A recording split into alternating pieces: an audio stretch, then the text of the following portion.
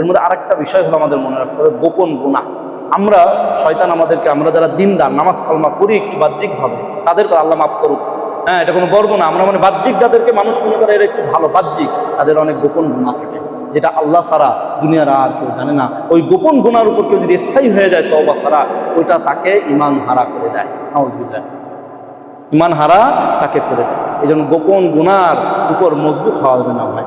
প্রকাশ্যে এখন এই যে মসজিদে আমরা চলি, আমরা যারা দিনের কাজ করি, মাদ্রাসায় তাবলীগ বা বিভিন্ন দিনই কাজ করি, আমরা কিন্তু গুনাহ করতে পারি না, অনেক আমাদের সুযোগও আসে না, ইচ্ছাও হয় না, বা ওই পরিবেশে, কিন্তু গোপনে গোপনে কোনো গুনাহ শয়তান আমাকে করে, হয়তো অহংকার করায়, নাহলে হিংসা করায়, নাহলে নজর হেফাজত করায়, নষ্ট করায়, নাহলে গুনাহ গীবত করায়, এই ধরনের কোনো না কোনো গোপন গুনাহ আমাকে দেখে নেয়। পারিবারিক অশান্তি, বউর সাথে খারাপ হক আদায় করি না, ছেলেমেয়ের হক আদায় করি না, কোনো না কোনো একটা গোপন গুনার মধ্যে শয়তান লাগায় দেয়। এটার উপর যদি আমি দেখি যে স্থায়ী হয়ে যাচ্ছি, তাহলে কিন্তু এটা খতরনাক, বড় ঝুঁকিপূর্ণ, এটার কারণে ঈমান হারা হয়ে যায়।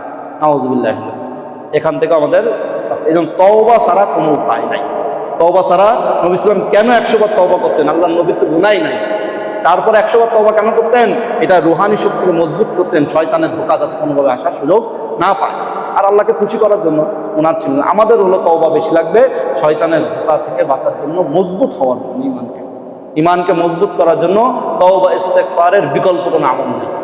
তওবা ইস্তেগফারের বিকল্প আমল নাই। খুব বেশি আল্লাহর কাছে কান্নাকাটি করতে হবে, তওবা করতে হবে, মাপ চাইতে হবে, ইস্তেগফার করতে হবে। এর দ্বারা অহংকারও দূর হয়, হিংসা দূর হয় ইস্তেগফার তওবার দ্বারা।